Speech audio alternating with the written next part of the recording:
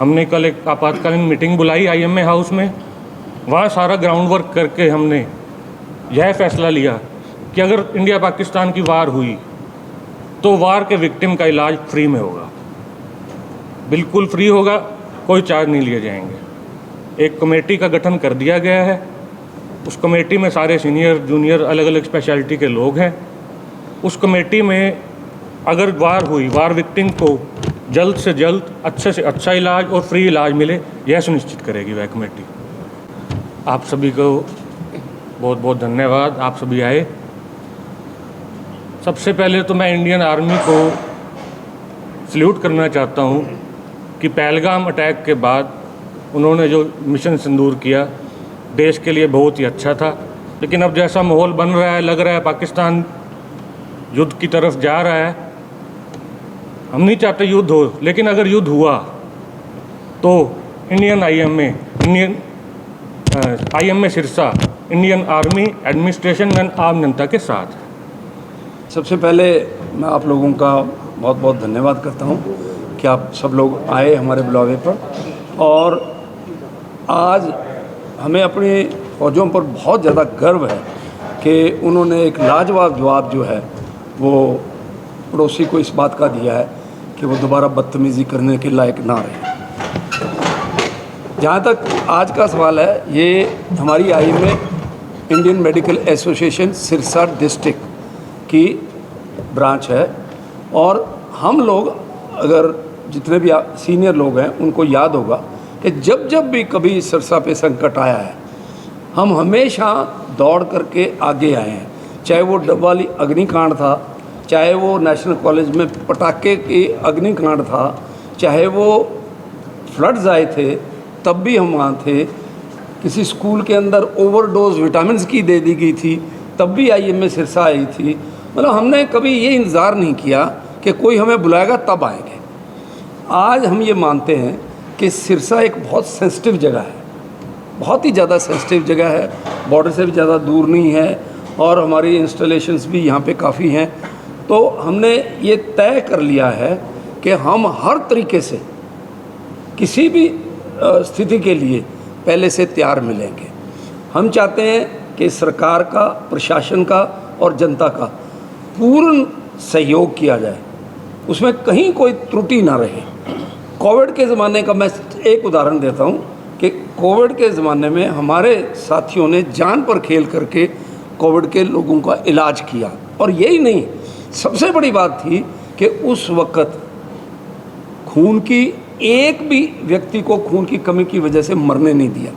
ये IMA थी जिसने 650 यूनिट अपने दम पे इकट्ठे टाइम टू टाइम, जैसे 50-50 यूनिट का एक लगाया।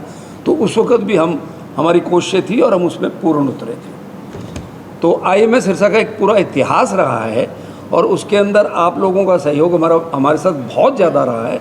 जनता का बड़ा तगड़ा सहयोग रहा है, प्रशासन का बड़ा तगड़ा सहयोग रहा है और जब जब जिस चीज़ की भी सरकार रही है उनका भी बड़ा सहयोग रहा है। तो हम अपने आप को पहले से तैयार कर रहे हैं।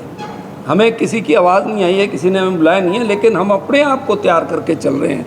और डॉक्टर मेहता ने एक प्लान तैयार किया हुआ है। इसमें समय समय के साथ तरमीम की जाएगी, इसमें चेंजेस किए जाएंगे, जैसे प्रशासन चाहेगा, सरकार चाहेगी या जनता की आवाज़ उठेगी तो उस तरीके से करते जाएंगे।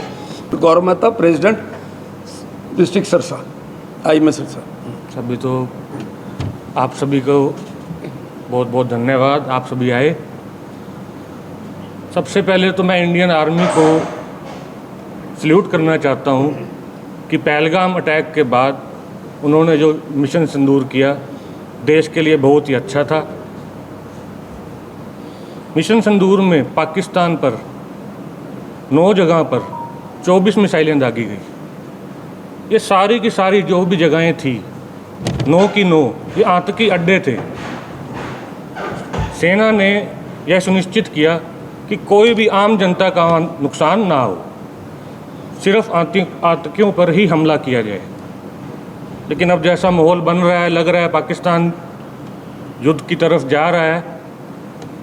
हम नहीं चाहते युद्ध हो, लेकिन अगर युद्ध हुआ तो Indian IMA Sirsa Indian army administration and आम जनता के साथ है। हमने कल एक आपातकालीन मीटिंग बुलाई आईएमए हाउस में। वहाँ सारा ग्राउंड वर्क करके हमने यह फैसला लिया कि अगर इंडिया पाकिस्तान की वार हुई तो वार के विक्टिम का इलाज फ्री में होगा, बिल्कुल फ्री होगा, कोई चार्ज नहीं लिए जाएंगे। एक कमेटी का गठन कर दिया गया है। उस कमेटी में सारे सीनियर जूनियर अलग अलग स्पेशलिटी के लोग हैं। उस कमेटी में अगर वार हुई, वार विक्टिम को जल्द से जल्द अच्छे से अच्छा इलाज और फ्री इलाज मिले, यह सुनिश्चित करेगी वह कमेटी। बाकी जो भी समय पे चेंज होएगा वो करते रहेंगे। हमारा रोड मैप बिल्कुल तैयार है कि जैसे कल की मीटिंग में हमने एक ऐसी कमेटी गठन कर ली है जिसमें हमें जो 2 कोऑर्डिनेटर्स हमने बना लिए, 4 कोऑर्डिनेटर्स में, अब तो 4 कोऑर्डिनेटर्स बनाए जिनका संबंध डायरेक्ट एडमिनिस्ट्रेशन से, जिला प्रशासन से प्लस सीएमओ साहब से होएगा, क्योंकि अल्टीमेटली सीएमओ साहब ने हमें निर्देश देने। हमने अपनी तरफ से, सिविल हॉस्पिटल तो है ही, हमने अपनी तरफ से संजीवनी हॉस्पिटल को बेस हॉस्पिटल रिकग्नाइज़ कर दिया कि सारे हमारे पेशेंट्स वहाँ जाएंगे। और जैसा कि डॉक्टर साहब ने बताया कि जो उनकी ट्रीटमेंट का जो भी इलाज होगा, जो भी खर्चा आएगा, वो आईएमए बियर करेगी, आईएमए बियर करेगी, मेंबर्स बियर करेंगे, वो टोटल फ्री होएगा, इररिस्पेक्टिव के भी किसी का कितना खर्च आता है वो नहीं। तो हमने वो जो कोऑर्डिनेटर्स है उसमें हमने different specialities, surgeons, orthopaedic surgeons, plastic surgeons, neuro surgeons, dental surgeons, physicians, paediatricians, all specialities, plus ambulances and blood bank. Most important है जो ब्लड बैंक और जो है एम्बुलेंसेज, उनका सबका हमने एक ऐसे प्लान आउट कर लिया कि कब किसने किसको कांटेक्ट करना। तो जैसे ही प्रशासन से हमें कॉल आएगी कोऑर्डिनेटर्स को, हम आगे अपनी चेन को मोबिलाइज कर देंगे। और बिना, हम चाहते हैं कि बिना कोई वक्त खोए जो पेशेंट आया है, जो इंजर्ड है या जो जिस भी हालत में, उसको जल्दी से जल्दी उसको ट्रीटमेंट मिलना शुरू। गुड। हमारे हॉस्पिटल्स हैं, जैसे कि हमारा ये जो डिज़ास्टर मैनेजमेंट प्लान होता है, उसके अंदर एक चीज़ होती है कि सबसे पहले आप अपना बचाव करोगे तभी आप दूसरे का बचाव कर सकते हो।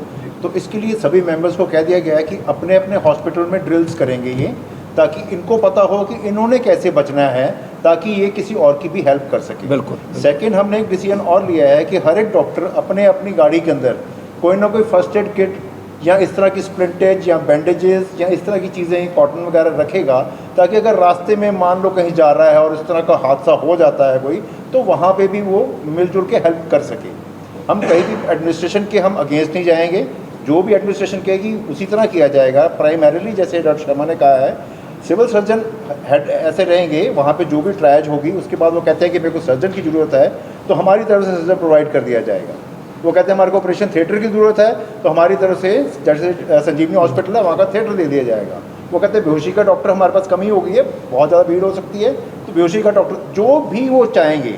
और जो भी हमारे हॉस्पिटल के अंदर, जैसे संजीवनी हॉस्पिटल के अंदर जो बेस हॉस्पिटल है, वहाँ पे अगर कोई भी दवाई लगती है, कोई भी उसको कोई ट्यूबिंग लगती है, कुछ लगता है, वो सारा फ्री ऑफ कॉस्ट होगा।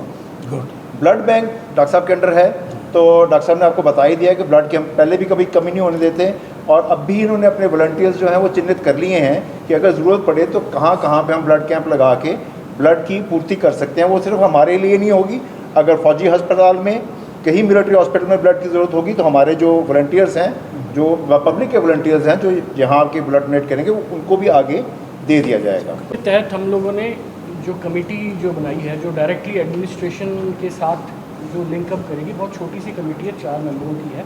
उसमें doctor G K. Agarwal, doctor S P. Sharma, doctor Viresh Bhushan और मैं, डॉक्टर आशीष खुराना, हम लोग वो कमेटी में उनके साथ जुड़ेंगे। तो जैसे जैसे जो जो उनकी तरफ से आता रहता है, जो हमें मिलेगी, हम आगे उसको लिंकअप करके उसका रिस्पॉन्स और वो सब तैयार रखें। और जैसे सर ने बताया कि हम अपनी गाड़ियों के अंदर, तो हम अपनी जो गाड़ियाँ हैं हम चलती फिरती एम्बुलेंस बना लेंगे कि यहीं कहाँ हमें रास्ते में कुछ मिलता है तो हम इतना उसको फर्स्ट एड दे के उसको उस पॉइंट तक पहुँचा सकते हैं। सेकेंडली, संजीवनी हॉस्पिटल हमने बेस बनाया ही हुआ है, और जरूरत पड़ेगी तो हम शहर के सारे हॉस्पिटल, जितने भी हॉस्पिटल खड़े हो जाए, संजीवनी हॉस्पिटल एक बार बेस बनाया है, अगर जरूरत पड़ेगी हम शहर के जितने हॉस्पिटल्स हैं, जितने ओटी हैं, हम सारे इस चीज़ में लगा देंगे।